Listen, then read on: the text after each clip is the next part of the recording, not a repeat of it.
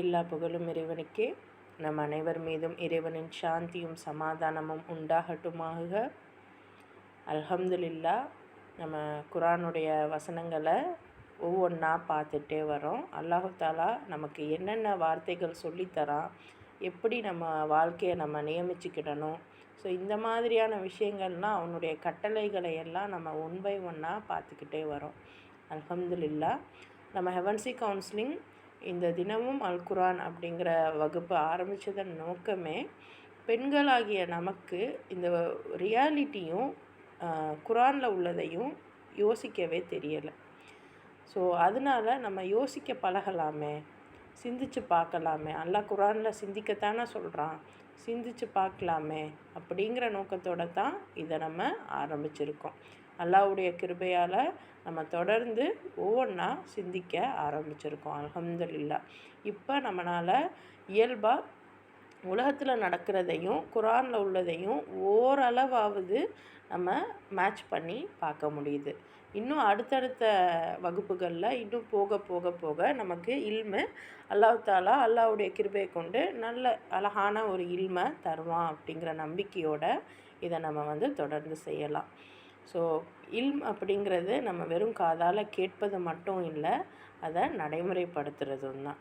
So அதோட முதல் முயற்சியாக தான் இங்கே நீங்கள் இந்த வகுப்பில் நீங்கள் என்ன கற்றுக்குறீங்களோ அதை அழகாக கமெண்ட் செக்ஷனில் போய் பதிவு பண்ணுங்கள் அப்படின்னு சொல்கிறோம். ஸோ ஒவ்வொரு முறையுமே அழகான முறையில் நீங்கள் கவனித்ததை தெரிஞ்சுக்கிட்டதை ஒரு கமெண்ட் செக்ஷனில் தெளிவாக நீங்கள் போடும்போது மற்றவங்க அதை பார்க்கும்போது 1 மணி நேர வீடியோ பார்க்க முடியாதவங்க கூட அந்த கமெண்ட் செக்ஷனில் நீங்கள் கற்றுக்கிட்டதை வச்சு அவங்க சில விஷயங்களை கற்றுக்கிறலாம். இது கூடவே நம்மளுடைய பர்சனல் ஸ்கில், நம்மளுடைய ஆளுமை திறனையும் இது உயர்த்தும். ஸோ அதற்காகத்தான் உங்களை கமெண்ட் செக்ஷனில் பதிவு பண்ண சொல்கிறோம்.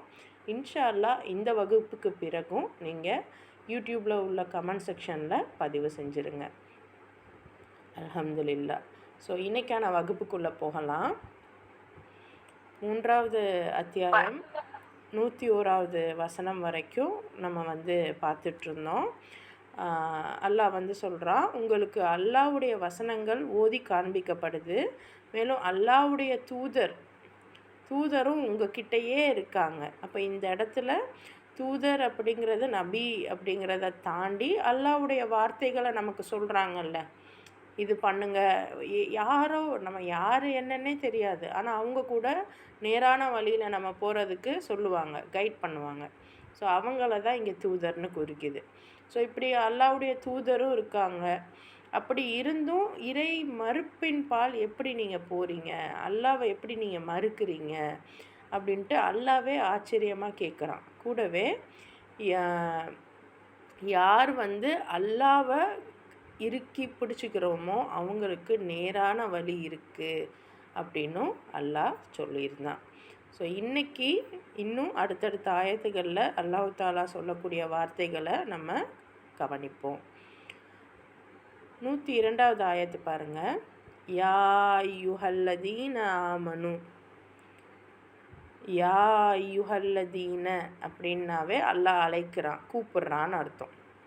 ஆமனு நம்பிக்கை கொண்டவர்களே. தக்குனா அஞ்சுங்கள். அல்லாஹ ஹக்க உண்மையான முறையில். துகாதிஹி அவனை அஞ்சுவது. வலா தமூதுன்ன இறந்து விடாதீர்கள். இல்லா வஅன்தும் நீங்கள் இருந்தே தவிர. முஸ்லிமூன். அப்போ அல்லாஹ் சொல்கிறான், இறை நம்பிக்கையாளர்களே, அல்லாஹ்வை இறைவனை நீங்கள் நம்புறீங்க அப்படின்னா இறைவனை எந்த முறையில் நீங்கள் பயப்படணுமோ அந்த முறையில் பயப்படுங்க. ஸோ நம்ம சொல்லுவோம், நம்ம அல்லாஹ்வை பயப்படுறோம், அல்லாஹ்க்கு பயந்து இருக்கோம் அப்படின்லாம் நினச்சிப்போம். ஆனால் உண்மையாகவே அல்லாஹ்க்கு பயப்படுறதுன்னா அவன் என்னென்ன விஷயங்கள் சொல்கிறானோ அது எல்லாத்தையுமே ஃபாலோ பண்ணணும். நம்மளால் அது எல்லாத்தையுமே ஃபாலோ பண்ண முடியுதோ முடியலையோ, ஆனாலும் முயற்சி பண்ணிக்கிட்டே இருக்கணும். இதுக்காகத்தான் நம்ம இந்த உலகத்தில் வந்திருக்கோம். என்ன சொல்கிறது, இப்போ மரங்கள் வந்து நமக்கு சுவாசத்தை கொடுக்கறதுக்காக மட்டும்தான் இருக்குது. நமக்கு சுவாசம் கொடுக்கணும், நமக்கான ஃபுட்டு கொடுக்கணும். அதுக்காக தான் அது படைக்கப்பட்டிருக்கு. அது வேலையை அது தானாக கரெக்டாக செய்யுது. அதே மாதிரி மனிதனும் ஒரு சில வேலைகளுக்காகத்தான் படைக்கப்பட்டிருக்கான். அந்த வேலையை அவன் செய்யணும். ஸோ அதுதான் அல்லாஹ்வை அஞ்ச வேண்டிய முறைப்படி அஞ்சுறது. இப்போ மரம் நினச்சா நான் காய்க்க முடியாது, நான் ஆக்சிஜன் தர முடியாது அப்படின்னு சொல்ல முடியுமா? முடியாது. அது விரும்பியோ அதுதான் நிர்பந்தம். அதுக்கு சாய்ஸே கிடையாது. அல்லாஹ் சொல்கிறத அது செய்யுது. ஆனால் மனிதர்களுக்கு சாய்ஸஸ் இருக்குது. நம்ம அல்லாஹ் பேச்சையும் கேட்கலாம், ஷைத்தான் பேச்சையும் கேட்கலாம். அதுதான் நம்மளுடைய ட்ரையலே. அப்போது அல்லாஹ் பேச்சை கேட்குறது அப்படிங்கிறது எதை குறிக்கும் அப்படின்னா, மற்ற மனிதர்களிடையே நம்ம நீதமாக நடந்துக்கிறது. அல்லாஹ்வை அஞ்சுறதுங்கிறது இது தானே. நான் அல்லாஹ்க்கு பயப்படுவேன், ஆனால் மற்றவங்கள மோசடி செய்வேன் அப்படின்னா அப்போ நம்ம அல்லாஹ்க்கு பயப்படுறதா அர்த்தம் இல்லை. அல்லாஹ்க்கு பயப்படுவேன், வீணாக நான் விரயம் செய்வேன், யாருக்கும் நான் செலவு பண்ண மாட்டேன் அப்படின்னா அல்லாஹ்க்கு அஞ்சுவது கிடையாது. ஸோ அல்லாஹ்க்கு அஞ்சுவது அப்படின்னா அவன் சொல்லிக்கிட்டு இருக்கக்கூடிய வார்த்தைகளை நம்ம கேட்டு அதைப்படி நம்ம லைஃப் ஸ்டைலில் மாற்றிக்கிறோம் பாருங்கள். அதுதான் அல்லாஹ்வுக்கு அஞ்ச வேண்டிய முறைப்படி அஞ்சுவது. இன்னும் முஸ்லீம் ஆகாமல் நீங்கள் மரணம் அடைஞ்சிடாதீங்க. ஸோ இதுதான், அதாவது இன்றைக்கி உள்ள முஸ்லீம் அப்படின்னா நம்மளை முஸ்லீம்னு சொல்ல முடியாது. முஸ்லீம் அப்படிங்கிறது அல்லாஹ்வை நம்பிட்டேன் அப்படின்னு வாயால் சொல்கிறவங்க, அல்லாஹ் சொன்ன விஷயங்களை நான் செய்கிறேன் அப்படின்னு ஒத்துக்கிறவங்க தான் முஸ்லீம். ஸோ அப்படி ஒரு முஸ்லீமாக இல்லாமல் நீங்கள் மரணம் அடைஞ்சிடாதீங்க. அதாவது நீங்கள் நம்பிக்கை கொண்டு அந்த செயலை செய்யாமல் இறந்துடாதீங்க அப்படின்னு அல்லாஹ் தஆலா சொல்கிறான். ஸோ அல்லாஹ்வை எப்படி அஞ்சணும் கேள்வி வருதா? பதிலாகவும் அல்லாஹ் அடுத்தடுத்த ஆயத்துக்களில் தெளிவாக நமக்கு புரிய வைப்பான். பாருங்கள், அடுத்த ஆயத்து பாருங்கள். வஅத்தஸீமு பிஹபிலில்லாஹி ஜமீஅன் வலா தஃபர்ரகு. வஅத்தஸீமு இன்னும் பற்றி பிடியுங்கள், கெட்டியாக பிடிச்சுக்கோங்க. பிஹப்லினா கயிற்றை, ஹப்லுனா கயிறு. அல்லாஹி ஜமீஅன், ஜமீஅன்னா எல்லாருமே, ஜமீஅன்னா எல்லாருமே அனைவரும். அப்புறம் ஜமீஆனா பூமியும் குறிப்பிடுவாங்க. ஸோ அரபியை நமக்கு நம்ம ஒத்துக்க வேண்டிய ஒரு விஷயம் என்னென்னா, அரபியும் தெரியல, தமிழும் ப்ராப்பராக நமக்கு தெரியலை. ஸோ கொஞ்சம் கொஞ்சமாக தான் நம்மளாக தான் கஷ்டப்பட்டு இதை யோசிக்கணும். ஸோ இப்போதைக்கு இதில் உள்ளதை அப்படியே சிந்திப்போம். கூடவே அரபியோட வார்த்தைகள் வேறு மாதிரியும் வரும் அப்படிங்கிறத நம்ம புரிஞ்சுக்கிடணும். இப்போ தமிழில் எப்படி ஒரே விஷயத்தை ஒரே ப்ரொனவுன்ஸாக கூட இருக்கும், எழுத்து கூட ஒரே மாதிரி இருக்கும், ஆனால் அர்த்தம் வேறு வேறு இடம் வரும். ஸோ அந்த மாதிரி அரபியிலையும் இருக்குது, நமக்கு தான் தெரியலை. ஸோ டிரான்ஸ்லேஷனையும் முழுசாக நம்ம புரிஞ்சுக்கிற அளவுக்கு நமக்கு ஏன் கெப்பாசிட்டி இல்லாமல் போச்சு அப்படின்னா, நமக்கு அரபியும் தெரியலை, தமிழும் தெரியலை. நம்மளுடைய மற்ற விஷயங்கள்லாம் கூட முதல்ல மீனிங்ஸ் தான் சொல்லி கொடுப்பாங்க. ப்ரொனவுன்சியேஷனுங்கிறதுக்கு பெருசாக நம்ம இப்போ தமிழாக இருக்கட்டும், இங்கிலீஷாக இருக்கட்டும், ஆனால் ஏபிசிடி இதெல்லாம் சொல்லி கொடுப்பாங்க. கூடவே என்ன சொல்லி தருவாங்க, ஆப்பிள், ஆரஞ்சு அப்படிலாம் சொல்லி கொடுப்பாங்க. அதுக்கப்புறம் மீனிங்ஸ் வரும், ஆப்போசிட் வரும், ஃபில்லப் வரும். இப்படிலாம் தான் நம்மளுடைய எஜுகேஷன் இருந்துச்சு மற்ற மொழிகளில். ஆனால் அரபி மொழி பொறுத்த வரைக்கும் மட்டும் நம்ம காலம் ஃபுல்லாக அரபியை ஓதுறதுல மட்டுமே கான்சென்ட்ரேட் பண்ணி வந்துட்டோம். அதோட அர்த்தம் பற்றிலாம் நம்ம சிந்திக்கவே இல்லை. ஸோ அதனால் இன்றைக்கி நம்மளுடைய நிலைப்பாடை நம்ம அக்செப்ட் பண்ணி தான் ஆகணும். நமக்கு அரபியும் தெரியலை, தமிழும் அந்த அளவுக்கு எத்தனை வார்த்தைகள் இருக்கிறதுலையே தமிழ் அளவு கடந்த வார்த்தைகள் கொண்ட ஒரு மொழி. ஸோ அதனால் அதுவும் நமக்கு புரிய மாட்டேங்குது. பட் ஸ்டில் நம்ம முயற்சி பண்ணுவோம், அல்லாஹ் முயற்சிக்கக்கூடியவங்களுக்கு உதவி புரிவான். ஸோ பூமியில் உள்ள எல்லாருமே, வலா தஃபர்ரகு, இன்னும் பிரிந்து விடாதீர்கள். வதுகுரு நினைவு கூறுங்கள், பிரிஞ்சிடாதீங்க, நினச்சி பாருங்க. நிகுமத்தல்லாஹி அல்லாவுடைய அருளை, அலைக்கும் இது குந்தும்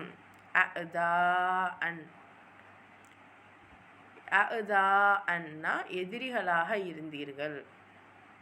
ஃபஅல்லஃப இணக்கத்தை ஏற்படுத்தினான். பைன மத்தியில், அதாவது 2 பேருக்கும் இடையில.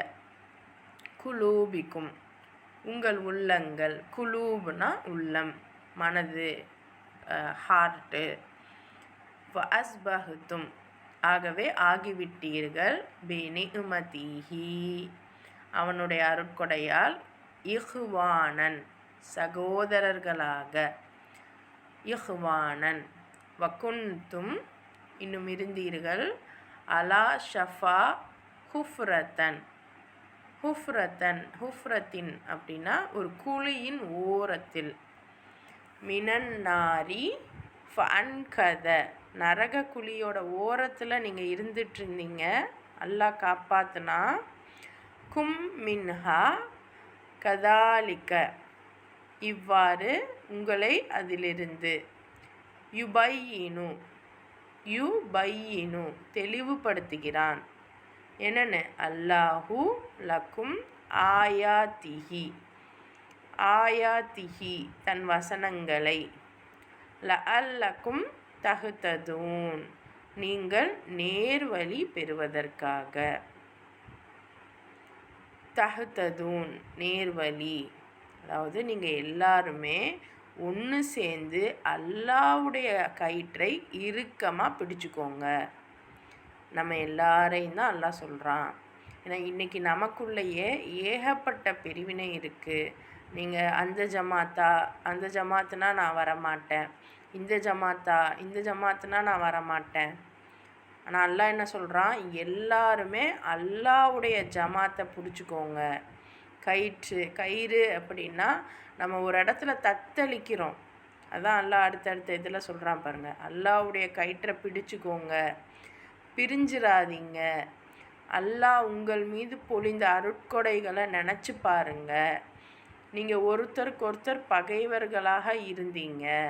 அந்த நேரத்தில் உங்களுக்கிடையே உளப்பூர்வமான இணக்கத்தை, ஒருத்தருக்கு ஒருத்தர் உங்களை பிடிச்சிக்கரல, ஆனாலும் மனசில் அல்லாஹ் இணக்கத்தை ஏற்படுத்தினா அதனால அவனோட அருளால் நீங்கள் சகோதரர்களாகிட்டீங்க.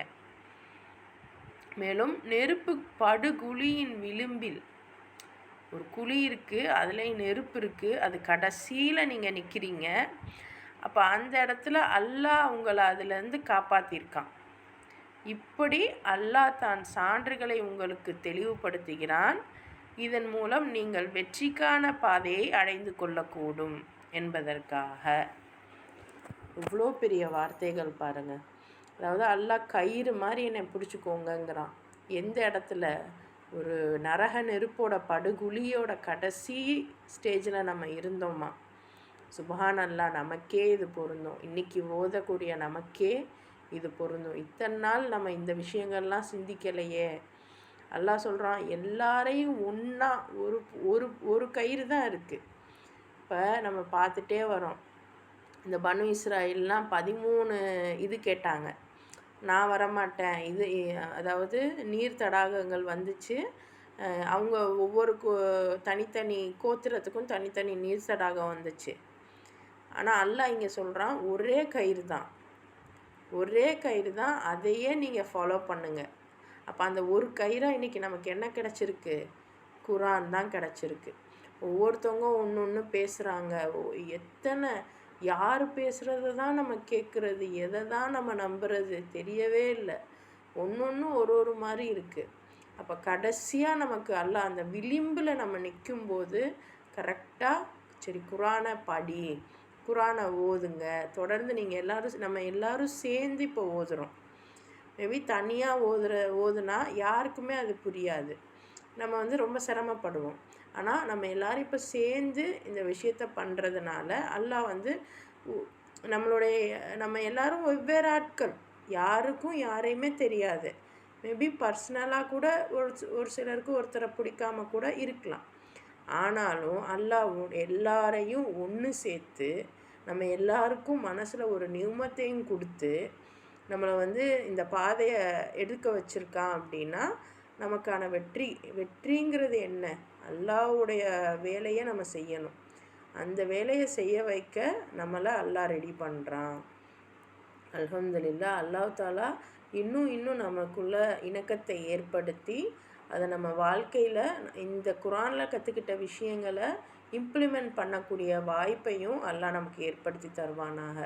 ஸோ இந்த ஆயத்துகள் நபி ஸல்லல்லாஹு அலைஹி வஸல்லம் காலத்தில் அவங்களுடைய தோழர்கள் மத்தியில் வந்தது தானே. ஸோ அப்பவும் நம்ம சிந்திச்சு பாருங்கள், எத்தனை தோழர்கள், எத்தனை நபி தோழர்கள் நபியை வந்து கொல்ல போகிறேன்னா ஒரு சஹாபா வருவார். ஆனாலும் அவங்க மனசில் அல்லாஹ் இணக்கத்தை ஏற்படுத்தி அவங்களுக்கு ஒருத்தருக்கு ஒருத்தர் பலமாக்கி கொடுத்து வெற்றிக்கான பாதையை காமிச்சிருப்பான். ஸோ அதுதான், நம்ம ஒருத்தருக்கு ஒருத்தர் அடிச்சுக்காம, அது முஸ்லீம்களுக்குள்ளன்னு மட்டும் இல்லை, உலகத்தில் உள்ள எல்லாரோடையுமே சரி, ஒருத்தருக்கு ஒருத்தர் என்னுடைய இதுதான் சரி, உன்னோட இதுதான் சரி அப்படின்னு அடிச்சுக்காம இணக்கமாக ஒரே பிடியாக அல்லாஹ்வுடைய வார்த்தையை மட்டும் பிடிச்சி நடக்கக்கூடிய அந்த கூட்டத்தில் அல்லாஹ் தாலா உங்களையும் எங்களையும் ஆக்கி வைப்பானாக. அடுத்த ஆயத்து பாருங்க.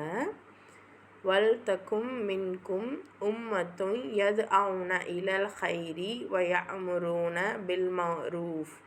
பில்மஅரூஃபி வயன்ஹவுன அனில் முன்கர் வஉலாயிக ஹுமுல் முஃப்லிஹூன். நன்மையின் பக்கம் அழைக்கக்கூடிய ஒரு குழுவினர் உங்களிடையே கண்டிப்பாக இருந்திட வேண்டும். அவர்களோ நல்லவை புரியும்படி ஏவ வேண்டும், தீயவற்றிலிருந்து தடுத்த வண்ணம் இருக்க வேண்டும். எவர்கள் இப்பணியை புரிகிறார்களோ உண்மையில் அவர்களே வெற்றியாளர். அப்போ நம்ம கூட்டத்திலேயே ஒரு குழு இருக்கணுமா? எப்படி இருக்கணும் அவங்க அப்படின்னா, நல்லது செய்கிற மாதிரி ஏவணுமா. நீங்கள் நல்லது செய்யுங்க, நீங்கள் வந்து மானக்கேடான விஷயங்கள் செய்யாதீங்க, தீயவற்றிலிருந்து தடுத்த வண்ணம் இருக்கணும். ஸோ யார் இந்த பணியை செய்கிறோமோ அவங்க தான் உண்மையான வெற்றியாளர்கள். சிலர் இருப்போம், என்ன பிள்ளைக்கு ஸ்கூல் இருக்கு, கவர்மெண்ட் எக்ஸாம் இருக்கா, பிள்ளைக்கு பப்ளிக் எக்ஸாம் இருக்கா, பப்ளிக் எக்ஸாம் வச்சுட்டு பிள்ளைய மதரசாக்கு அனுப்புகிற அப்படின்னு கேட்கக்கூடியவங்களும் நம்மளில் இருக்கோம். இன்னும் சிலர் எனக்காக நீங்கள் துவா செய்யுங்க, இறைவன்கிட்ட நீங்கள் இது பண்ணுங்கள், இறைவன் செய்வான் அப்படின்னு ஹிந்துஸ்ன்னு இல்லை, மற்ற மதத்தவர் கூட நம்மக்கிட்ட துவா கேளுங்கன்னு கேட்கக்கூடியவங்களும் இருக்காங்க. ஸோ அதனால் நம்ம யாரையுமே ரிலீஜன் ரீதியாக எடை போட்டுற முடியாது. உண்மை என்னென்னா, நீதமான முறையில் எந்த ஒரு மனிதனுக்கும் பிரச்சனை தரக்கூடிய அளவுக்கு நம்ம வந்து இல்லாமல், ஒன்றும் இல்லை. இப்போது எங்கள் வீட்டில் ஒரு குழந்தை இருக்குது, ஒரு சின்ன பொண்ணு இருக்குது, வயசு பொண்ணு இருக்குது. அது ஏதோ வெளியே போகணும். அப்போ நல்லா ப்ராப்பராக நீட்டாக ஹிஜாப் அணிஞ்சு போகுது. ஆனால் முகம் மட்டும் மூடிட்டு போகலை. இப்போ இது முகம் மூடணும் அப்படிங்கிறது அவங்கவுங்களோட சாய்ஸு. ஆனால் நம்ம பார்த்துட்டு நம்ம சொல்கிறோம், என்ன உன் புள்ள முகம் மூடாமல் போகுது, இப்படிலாம் இருக்கலாமா, இதெல்லாம் என்ன, இதெல்லாம் பண்ணால் இப்படின்னு நம்ம பேசிடுறோம். ஆனால் இது நம்ம என்ன நினைக்கிறோம், இது தீயவற்றிலேருந்து நம்ம தடுக்கிறோன்னு நினைக்கிறோம். ஆனால் உண்மை அப்படி இல்லை. நம்ம ரொம்ப ஃபோர்ஸாக அந்த பிள்ளைய நம்ம நீ முகத்தை மூடி தான் ஆகணும், நீ இந்த கலர், அதாவது இப்போ புதுசாக கலர் பர்தாலாம் வேறு வருது. ஆனால் அதுலேயும் டைட்டாகவும் வருது. பிளாக் பர்தா டைட்டாகவும் வருது, கலர் பர்தா கொஞ்சம் லூஸாகவும் வருதுன்னு வைங்க. ஸோ எந்த ஒரு இடத்துலையுமே நான் இதைத்தான் நம்ம செய்யணும் அப்படின்னு அல்லாஹ் எங்கேயுமே கட்டளையிடலை. அவனுக்கு நமக்கு உரிமை இருக்குது, நம்ம மேலே உரிமை இருக்குது, அவனே நம்ம மீது கட்டளை போடலை. ஆனால் நம்ம குழந்தைங்கள வச்சுக்கிட்டு அவங்க மீது ஏகப்பட்ட கட்டளைகளை திணிக்கிறோம். முதல்ல அந்த குழந்தைக்கு ஃபர்தானால என்ன யூஸ்ன்னு சொல்லி கொடுத்தோம்மா? அதெல்லாம் இல்லை, பர்தா போடு அப்படின்னா அந்த பிள்ளை இது நாள் வரைக்கும் நான் பர்தா போடல, இப்போ என்னை போட சொல்கிறியே அப்படின்னு தான் அவள் கேட்பா. இப்போ அப்படி ஆரம்பத்தில் வந்த அந்த சின்ன சின்ன கஷ்டங்கள் என்ன ஆக்குதுன்னா, குழந்தைங்கள நல்லதான விஷயத்த கூட கசப்பாகவே பார்க்குற அளவுக்கு நம்ம என்ன பண்ணிடுறோம், இறுக்கிடுறோம். ஆனால் நல்லது புரியும்படி சொல்லணும். ஃபஸ்ட்டு இதுதான் நல்லதுன்னு சொல்லணும். சொன்னதுக்கப்புறம்தான் இது தப்புமா அப்படின்னு திருத்தணும். பர்தா அணிய ஆசைப்படுற பர்தா அணியணும் அப்படின்னு உங்கள் வீட்டு பெண்களை நினைக்கக்கூடிய ஆண்கள் அப்படின்னா, முதல்ல அல்லாஹ் தன்னுடைய அலங்காரங்களை வீட்டு ஆண்கள்கிட்ட, அதாவது மகரமான ஆண்கள்கிட்ட நீங்கள் காமிங்க, உங்களுடைய அலங்காரங்கள் காண்பிக்கலாம் அப்படின்னு அல்லாஹ் சொல்லியிருக்கான். ஸோ எந்த வீட்டில் அத்தாவோ அல்லது சகோதரனோ அந்த பிள்ளைய பார்த்து உன்னோட ட்ரெஸ்ஸு அழகாக இருக்குமா, நீ அழகாக இருக்கம்மா அப்படின்னு சொல்லிட்டாங்க அப்படின்னா, அந்த பிள்ளை ஆட்டோமேட்டிக்காக இது இயல்பு தான், ஒரு சைக்காலஜி தான். ஸோ ஆட்டோமேட்டிக்காக என்ன பண்ணுவாங்க, அவங்க வெளியே போகும்போது அவங்கள எப்படி பாதுகாத்துக்கணுமோ அப்படி பாதுகாத்து அவங்க பாட்டுக்கு போயிட்டு வந்துட்டுருப்பாங்க.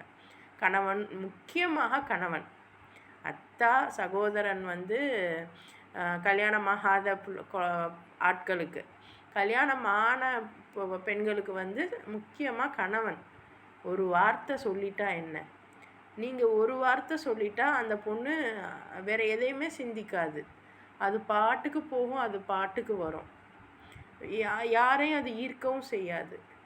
அதெல்லாம் நம்ம பண்ணுறதில்ல. ஆனால் என்ன பண்ணுறோம், நாங்கள் தீயதை தடுக்கிறோம் சொல்லிட்டு இப்படி தான் நீ போடணும் அப்படின்னும் சொல்கிறோம்.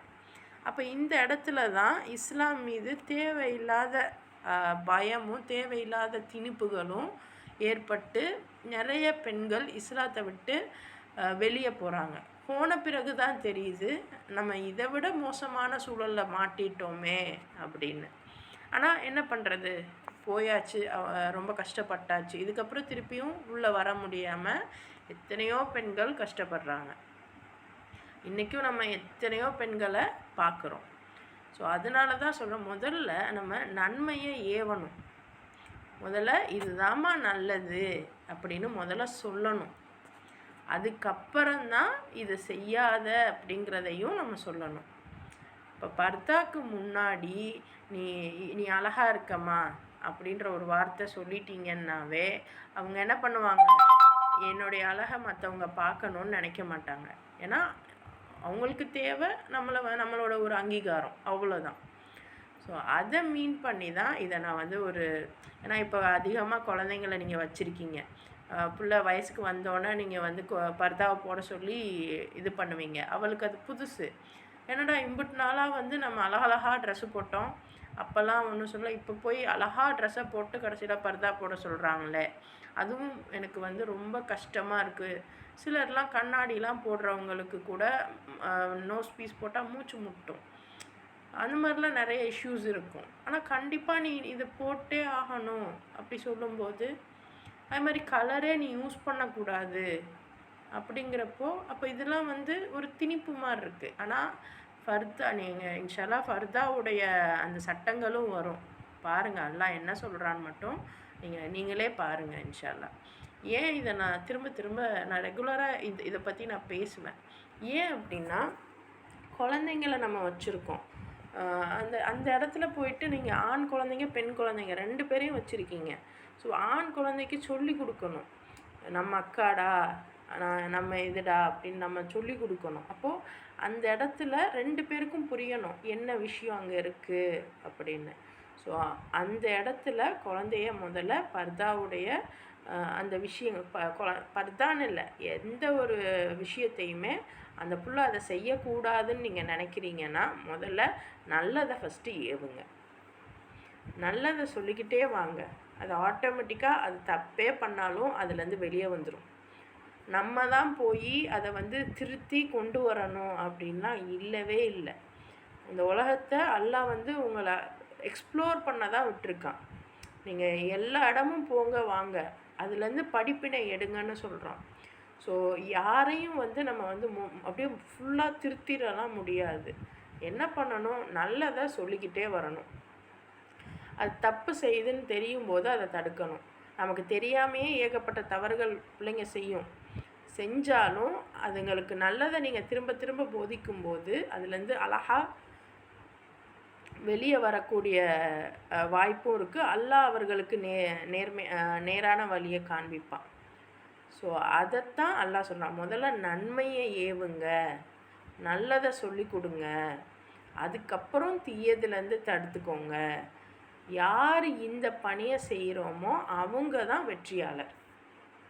ஸோ இனி வரக்கூடிய காலங்களில் எது நல்லதுன்னு முதல்ல நம்ம கண்டுபிடிப்போம், அதை பிள்ளைங்களுக்கு எத்தி வைப்போம். பிள்ளைங்களுக்கு திரும்ப திரும்ப நல்லதே சொல்லி கொடுங்க.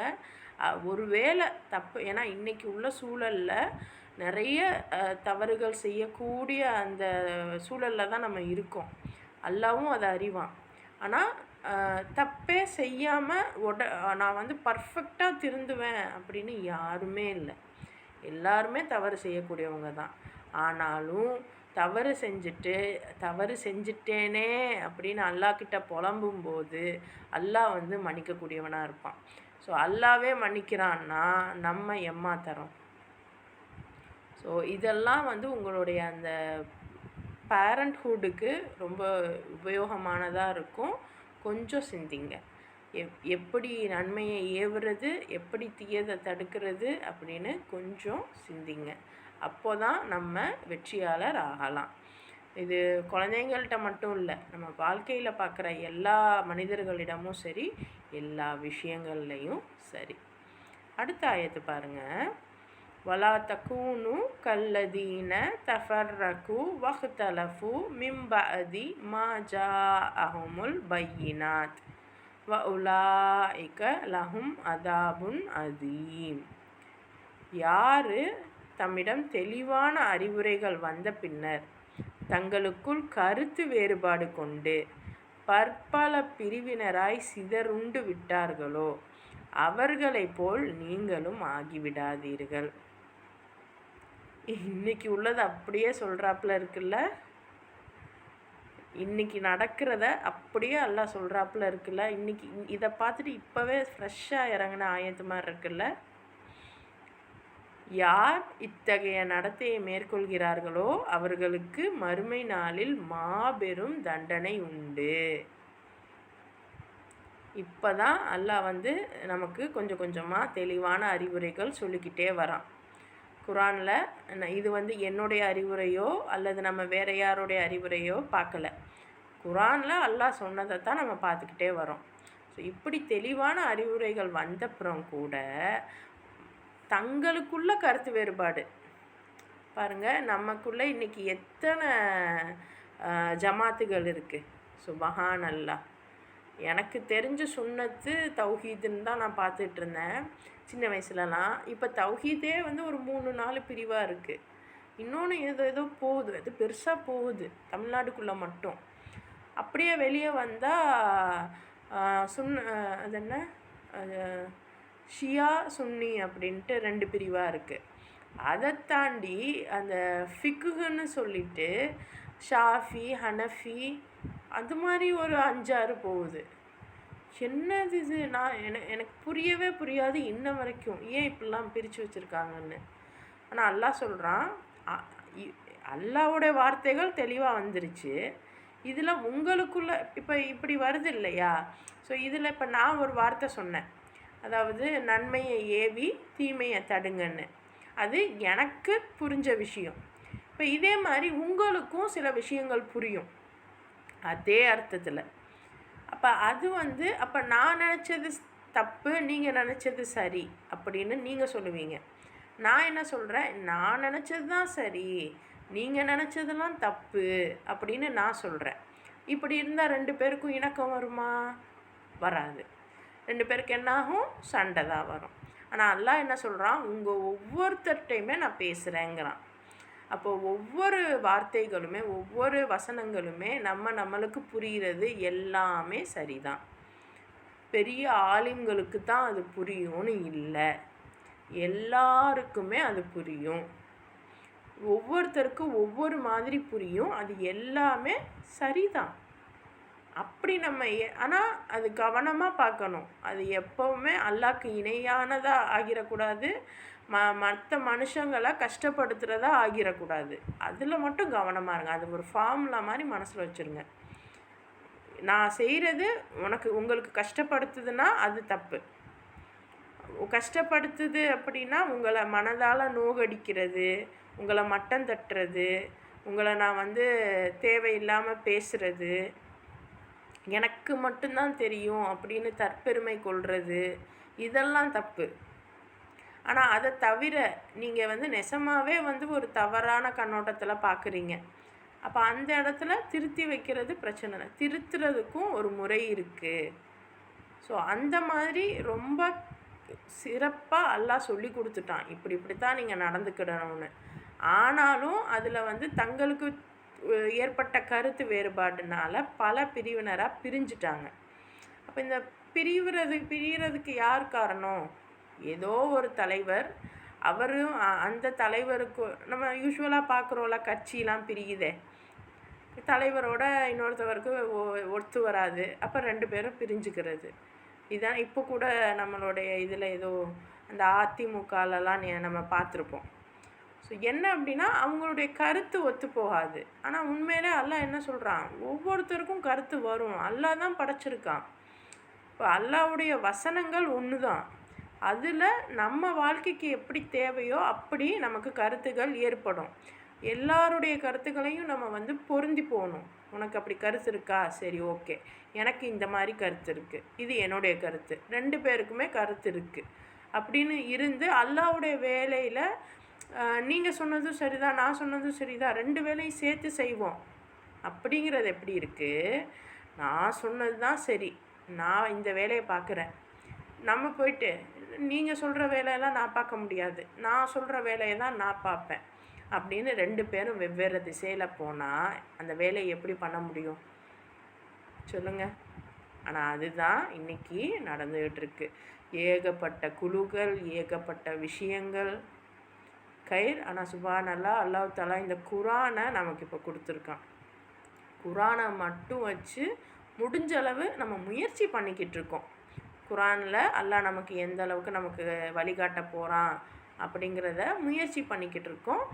நம்ம எல்லோரும் சேர்ந்து தான், இதை நான் தான் பண்ணுறேன்னு நான் சொல்லவே மாட்டேன். அல்லாஹ் நம்ம எல்லாரையும் சேர்த்து இதை பண்ண வைக்கிறான், அவ்வளோதான். ஸோ இந்த மாதிரி பிரிவினராக சிதைந்து போயிட்டாங்க. இவங்கள மாதிரி நம்மளும் ஆயிடக்கூடாது. யார் இந்த மாதிரி பிரிகிறாங்களோ, யார் இத்தகைய நடத்தையை மேற்கொள்கிறாங்களோ அவங்களுக்கு மறுமை நாளில் அதாவது மிகப்பெரிய தண்டனை இருக்குது அப்படின்னும் அல்லாஹ் சொல்லிட்டான். பாருங்கள், அல்லாவே எந்த மாதிரி ஸ்ட்ராட்டஜி யூஸ் பண்ணுறான்? அவங்களுக்கு ஃபஸ்ட்டு நல்லதை ஏவி தீயதை தடுங்க, நல்லதை ஏவுறவங்களுக்கு வெற்றி கிடைக்கும் அப்படின்னு சொல்லிட்டான். வெற்றி கிடைக்கிறவங்கள பற்றி சொல்லிவிட்டு தண்டனைக்குரியவங்களையும் சொல்கிறான். ஸோ ஃபஸ்ட்டு பாசிட்டிவாக பேசிவிட்டு நெகட்டிவாக சொல்கிறான். ஸோ அல்லாவே இந்த ஸ்ட்ராட்டஜி தான் ஃபாலோ பண்ணுறாங்கிறப்போ நம்ம எப்படி இருக்கணும்?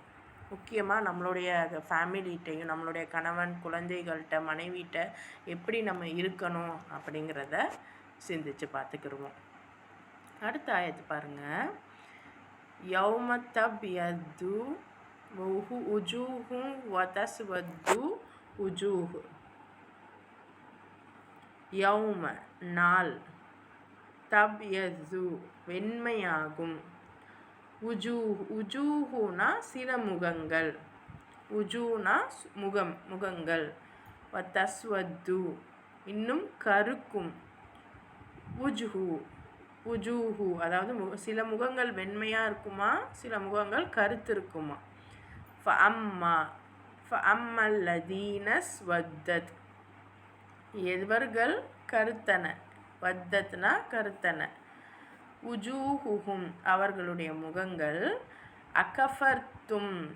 அகஃபர்த்தும் நிராகரித்தீர்களா, பஅத ஈமானிக்கும் பின்னர் நீங்கள் நம்பிக்கை கொள்ளுதல், ஃபதூகு ஆகவே சுவையுங்கள், அதாப வேதனையை, பிமா குந்தும் நீங்கள் இருந்த காரணத்தால், யக்ஃபுரூன நிராகரிக்கிறீர்கள். ஸோ யக்ஃபுரூன அப்படின்னாவே நிராகரிப்பு, அதாப்னா வேதனை, ஈமான்னா நம்பிக்கை கொள்ளுதல். ஓகேவா? ஸோ இதில் ஒரு நாளாக அந்த நாளில் சிலருடைய முகங்கள் மகிழ்ச்சியால் மின்னி கொண்டிருக்கும். அந்த வெண்மையாக இருக்கும் அப்படின்னா மகிழ்ச்சியால் நல்லா நல்லா சொல்லுவோம் இல்லையா, பாலிஷ் ஆகிட்டீங்களே அப்படின்னு கேட்போம். என்ன இவ்வளோ பாலிஷ் ஆகிட்டீங்க? ஸோ அந்த மாதிரி நல்லா பிரைட்டாக நல்லா மின்னி கொண்டு இருக்குமா. இன்னும் சிலரோட முகங்கள் வந்து துயரத்தால் கருத்து போயிருக்கும். எவர்களுடைய முகம் கருத்திருக்குமோ அவர்களை நோக்கி, நீங்கள் நம்பிக்கை என்னும் அருட்கொடையை பெற்றுக்கொண்ட பின்னர் நன்றி கொள்ளும் போக்கினை மேற்கொண்டீர்கள். அதாவது அந்த கருத்து இருக்கிறவங்க முகம் கருத்து போனவங்க கிட்ட அல்லாஹ் சொல்லப்படுமா என்னென்னா, உங்களுக்கு ஃபஸ்ட்டு அல்லாஹ் நம்பிக்கை ஒரு ஈமானை கொடுத்தான். ஈமானே வந்து அருட்கொடை தான். இன்றைக்கி நமக்கு ஈமான் கிடச்சிருக்கு அப்படின்னா அல்லாவை நம்ம நம்புகிறோம், அல்லாவை அவனை எப்படி நம்பணுமோ அந்த முறைப்படி நம்ம நம்புகிறோம் அப்படின்னா அதுவே ஒரு அருட்கொடை தான். அது கிடைச்சப்புறம் கூட நம்ம என்ன பண்ணுறோம், திருப்பியும் நன்றி கெட்டு அதை தெரிஞ்சும் அதை நம்ம மறுக்கிறோம்ல. இப்போ இத்தனை வசனங்கள் பார்த்துட்டோம், இதெல்லாம் இப்போ அல்லாஹ்வுடைய அருட்கொடை. ஆனாலும் அந்த வசனங்களில் மீறி நம்ம சில விஷயங்கள் செய்கிறோன்னு வைங்க, அப்போ அல்லாஹ் கேட்பான், நீ நன்றி கொள்ளும் போக்கினை மேற்கொண்டீர்கள் அல்லவா? இப்போ நீங்கள் நன்றி மறந்து வாழும் போக்கினை மேற்கொண்டால் இப்போது நரக வேதனையை சுவையுங்கள். நான் உங்களுக்கு நம்பிக்கை ஈமானை கொடுத்தேன், பரிசாக கொடுத்தேன். ஆனாலும் நீங்கள் அதை தெரிஞ்சும் நிராகரிச்சிட்டீங்க. எப்போ ஒரு விஷயத்தை இக்னோர் பண்ண முடியும்? நமக்கு தெரியவே இல்லைன்னா அது வந்து நமக்கு தெரியலைன்னு அர்த்தம். ஆனால் பார்த்தும் பார்க்காம போகிறது தான் இக்னோர் பண்ணுறோம், மறுக்கிறோம் அப்படிங்கிறது அதானே. அப்போது அல்லாஹ்வுடைய வார்த்தைகளை இப்போ நம்ம பார்த்துட்டோம். அல்லாஹ் ஒரு மூணு ஜுசு வரைக்கும் நமக்கு அழகாக சொல்லி கொடுத்துட்டான். இது வரைக்கும் நம்ம பார்த்ததையே நம்ம மீறி நம்ம செயல்படுறோம் அப்படின்னாவே என்னது, நிராகரிக்கிறோன்னு அர்த்தம். அப்படி நம்ம நிராகரிச்சிட்டு இருந்தால் நரக வேதனையை சுவைங்க அப்படின்னு சொல்லப்படும் அப்படின்னு அல்லாஹ் குறிப்பிட்றான். அடுத்த ஆயத்து பாருங்கள். وَأَمَّا الَّذِينَ بِيَضَّتْ وُجُوهُهُمْ فَفِي رَحْمَةِ اللَّهِ هُمْ فِيهَا خَالِدُونَ. யாருடைய முகங்கள் மின்னிக்கொண்டிருக்குமோ அவங்க அல்லாஹ்வுடைய அருளில் இருப்பாங்க, இன்னும் அதிலே அவர்கள் நிலையாக தங்கி வாழ்வாங்க. மாஷா அல்லாஹ். அப்போ இந்த மாதிரி ஒரு கூட்டத்தோட அல்லாஹ் தாலா உங்களையும் எங்களையும் ஆக்கி வைப்பானாக. அல்லாஹ்வுடைய விஷயங்களை நம்பி அவன் சொன்ன வேலைகளை செஞ்சு இருந்தோம் அப்படின்னா அந்த கூட்டத்தில் நம்மளுடைய ஃபேஸு நல்லா ஜொலிச்சுக்கிட்டு இருக்கும். அப்போ அல்லாஹ்வுடைய அருளில் அங்கேயே எப்போவுமே தங்கியிருப்போம். ஸோ இந்த மாதிரியான ஒரு கூட்டத்தில் நம்மளை அல்லாஹ் தாலா வைப்பானாக. அடுத்த ஆயத்து பாருங்கள். தில்க ஆயாத்துல்லாஹி நத்லுஹா அலைக்க பில் ஹக் வமல்லாஹு யுரீது துல்மன் லில் ஆலமீன். அதாவது இவை அல்லாவின் அருளுரைகள், இவற்றை மிக சரியாக உமக்கு நாம் எடுத்து உரைத்து கொண்டு இருக்கிறோம். ஏனெனில் அல்லாஹ் அகிலத்தாருக்கு கொடுமை புரிய நாடுவது இல்லை. இப்போ இத்தனை விஷயங்களும் அல்லாஹ்வுடைய வார்த்தை, இதெல்லாம் சரியாக உங்களுக்கு நாங்கள் சொல்லிக்கிட்டு இருக்கோம். அப்போ இதில் முக்கியமாக இந்த விஷயத்தை பாருங்கள், உலகத்தில் உள்ள யாருக்குமே அல்லாஹ் கொடுமை புரிய மாட்டான், விரும்புகிறதில்ல. ஆலமீன்னா உலகத்தில் உள்ள யாருக்குமே அவன் கொடுமை புரிய விரும்ப மாட்டான். ஸோ அப்போ அல்லாஹ் விரும்ப மாட்டான் அப்படின்னா நம்மளும் அதை செய்யக்கூடாது. வீட்டு வேலைக்காரவங்கன்னு சொல்லிட்டு அவங்களுக்கு இன்றைக்கி நடக்குது இல்லையா, அவங்களுக்கு தனித்தட்டில் ஏதோ ஒரு வீணாக போன ஃபுட்டை கொடுக்கறது. நம்ம முஸ்லீம்கள்லேயும் பண்ணுறாங்க, வெளியில் தான் பண்ணுறாங்கன்னு இல்லை, நம்மளே பண்ணுறோம். இன்னும் வந்து தானம் பண்ணுறதா இருந்தால் நம்ம எப்போவுமே நான்வெஜ் தான் சாப்பிடுவோம், தானத்துக்கு குஸ்கா வாங்கி தருவோம்.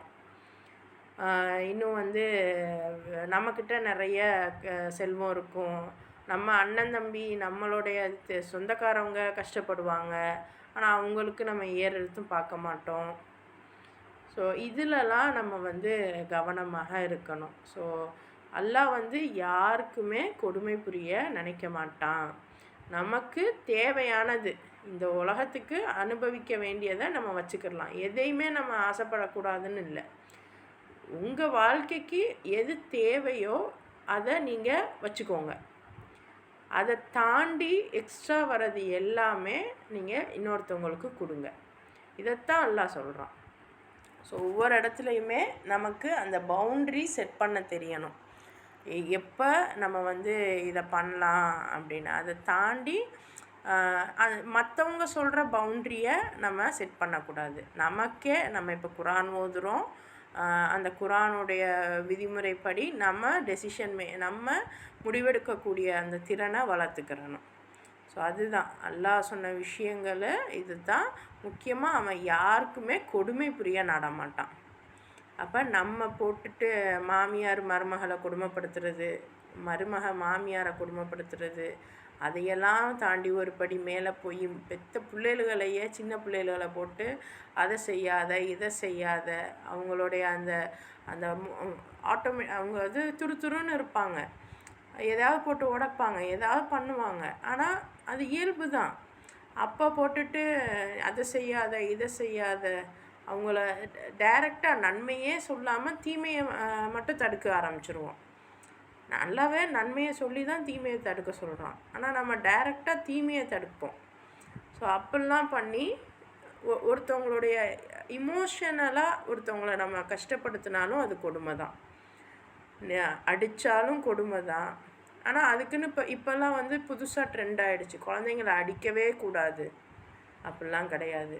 ஆனால் எப்படி ஃபஸ்ட்டு நம்ம வந்து நன்மையை தான் சொல்லணும், பாசிட்டிவாக கரெக்டான. அதுக்குன்னு நன்மைன்ற பேரில் நமக்கு தெரிஞ்சதெல்லாம் சொல்லக்கூடாது, சரியான விஷயத்தை மட்டும் சொல்லணும். சொல்லி அந்த பிள்ளை ஏற்றுக்குது அப்படின்னா அல்ஹம்துலில்லாஹ். அது ஏற்றுக்காமல் அழிவு தரக்கூடிய பாதையில் எதுவும் போகுது, யாரையும் கஷ்டப்படுத்துது, இதனை நீங்கள் கண்டிக்காமல் விட்டால் அது கண்டிப்பாக அல்லாஹ் உங்கள் குழந்தைய கண்டிப்பான் அப்படிங்கிற பயம் உங்களுக்கு வரும்போது நிச்சயமாக நீங்கள் கண்டிக்கணும். அல்லாஹ் அதுக்கு வலியுறுத்துகிறான். இன்றைக்கி ஒன்று அடிக்கவே கூடாதுன்னு சிலர் சொல்கிறாங்க, சிலர் அடிக்கணும்னு சொல்கிறாங்க, அதெல்லாம் இருக்கட்டும். ஆனால் மெயின் விஷயம் நன்மையை ஏவிட்டு அதுக்கப்புறம் தீமையை தடுத்துக்கிடலாம். இதை மட்டும் மனசில் வைங்க. ஏன்னா அல்லாஹ் வந்து யாருக்குமே கொடுமை புரியணும்னு நினைக்கவே மாட்டான். அடுத்த ஆயத்து பாருங்கள். வலில்லாஹி மாஃபிஸ் சமாவாத்தி வமாஃபில் அர்து வயிலல்லாஹி துர்ஜஉல் உமூர். இப்போ வானங்கள் பூமி இவற்றில் உள்ள அனைத்து பொருள்களின் உரிமையாளன் அல்லாவே. மேலும் எல்லா விவகாரங்களும் அல்லாவிடமே திரும்ப கொண்டு வரப்படுகின்றன. திரும்ப திரும்ப அல்லாஹ் தான் சொல்கிறான், வானம் பூமியில் உள்ள எல்லாமே என் வசம் உள்ளது தான், எல்லா உரிமையும் எனக்கு மட்டும்தான், எல்லா விவகாரமும் என்கிட்ட மட்டும்தான் திரும்பி வரும். நம்ம என்ன பண்ணுறோம், விவசாயம் பண்ணணுமா, அப்போ வந்து நம்ம யூரியா இந்த மாதிரி விஷயங்கள்லாம் கேட்டு சயின்டிஸ்ட் என்ன சொல்கிறானோ அதைத்தான் செய்கிறோம். இயற்கையான விஷயத்தை விட்டுட்டு செயற்கையானதை பண்ணுறோம். ஸோ இந்த இடத்துல அல்லாஹ் அப்படின்னாவே அவனுடைய படைப்பு அப்படின்னு இயற்கை.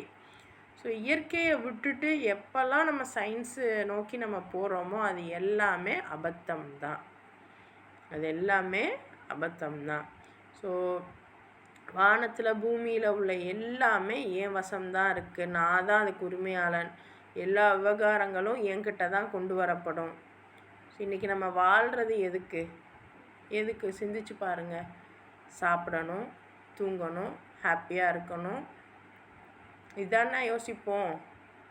சரி, ஸோ இன்னும் வந்து இப்போ புதுசாக ஒரு ட்ரெண்டு, எல்லார் முன்னாடியும் நான் நல்லா வாழணும். ஆனால் உண்மை அல்லாஹ் என்ன சொல்கிறான், நீ உண்ணு, நீ சாப்பிடு, நீ தூங்கு, நீ சந்தோஷமாக இரு, ஆனால் யாரையும் நீ வந்து கெடுக்காத, அல்லாஹ்வுடைய நோக்கம் என்ன? நம்மள எதுக்கு அப்போ வேலை வாங்கணும்? நம்மளோட வேலை என்ன? யாரையும் யாரையும் ஹர்ட் பண்ணாமல், யாரையும் கெடுக்காமல் நம்ம இருக்கணும். முடிஞ்சால் அவங்கள அவங்களையும் மற்றவங்களையும் யாரையும் ஹர்ட் பண்ண விடாமல், யாரையும் கெடுக்காமல் இருக்க வைக்கணும். ஸோ நம்மளுடைய செயல்கள் தான் அல்லாஹ்க்கு வேணும். ஸோ அந்த செயல்களுக்காகத்தான் அல்லாஹ் படைச்சா. அல்லாஹ்வுடைய வார்த்தைகளை கேட்டு நம்ம நடந்தாவே போதும். ஆனால் இன்றைக்கி நம்ம என்ன பண்ணுறோம்? நான் என் பிள்ளைய பெரிய பெரிய ஸ்கூலில் பெரிய பெரிய காலேஜில் படிக்க வச்சு பெருமை அடைவேன். என் பிள்ளை நல்லா இங்கிலீஷ் பேசுகிறத நினச்சி பெருமை அடைவேன். என் பிள்ளைய நல்லா படிக்க வச்சு நான் அனுப்பிடுவேன். அனுப்பி என்ன அல்லாஹ்க்காக அந்த பிள்ளை என்ன பண்ண போகுது? நமக்கு ஒரு வாரிசு வேணும் அப்படின்னு நினச்சாவே, நமக்கு ஒரு வாரிசு வருது அப்படின்னாவே நீங்கள் பயப்படணும். ஒரு வாரிசா? அந்த புள்ள அல்லாஹ்க்காக ஏதாவது செய்யணுமே, செய்யலைன்னா அல்லாஹ் நம்மளெல்லாம் கேள்வி கேட்பான் அப்படின்னு பயம் இருந்தால், யாரும் புள்ள இல்லையா போய் ஹாஸ்பிட்டல் போங்க, புள்ள இல்லையா யாரும் துவா கேளுங்க சொல்லுவாங்க, இல்லைன்னு சொல்லலை. அதை தாண்டி ஹாஸ்பிட்டலுக்கு ரெஃபர் பண்ணுறோம் இல்லையா? அல்லாஹ் சொல்கிறான், எல்லா விவகாரங்களும் என்கிட்ட தான் இருக்குது. ஆனால் இப்போ நம்ம பிள்ளைக்காக எங்கே போகிறோம்? ஆஸ்பத்திரிக்கு போகிறோம். அப்போ நம்ம உடம்பு சரியில்லைன்னாலும் ஆஸ்பத்திரிக்கு தானே போவோம், இல்லைன்னு சொல்லலை. ஆனால் எல்லா விவகாரங்களும் இறைவன்கிட்ட தான் இருக்குது. அப்போ இறைவனே சில விஷயங்கள் வச்சுருப்பான். ஏன்னா உண்மையான ஹாஸ்பிட்டல் இறைவனே வச்சுருப்பான்னா இயற்கையான விஷயங்கள், இயற்கையான மருத்துவத்துக்கும் நம்ம ஆலோபதி மருத்துவத்துக்கும் வித்தியாசம் இருக்குது. அந்த இங்கிலீஷ் மருத்துவத்துக்கும் வித்தியாசம் இருக்குது. ஸோ அந்த விஷயத்தை நம்ம அதிகமாக ஆனால் எதை சூஸ் பண்ணுவோம்?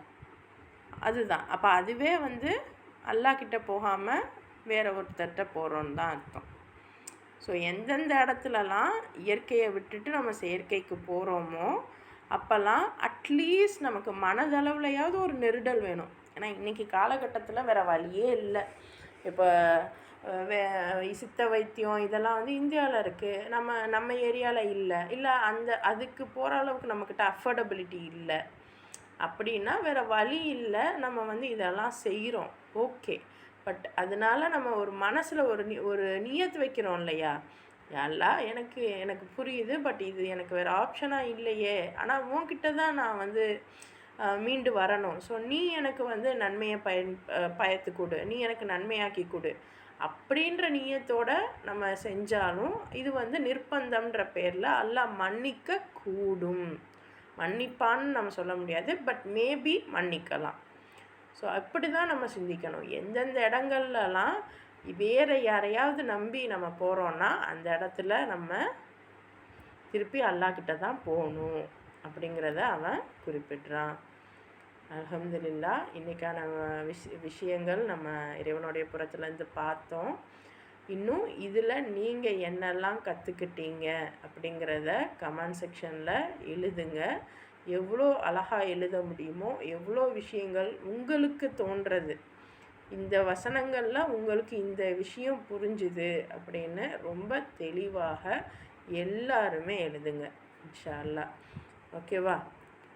அல்ஹம்துலில்லாஹ்மா.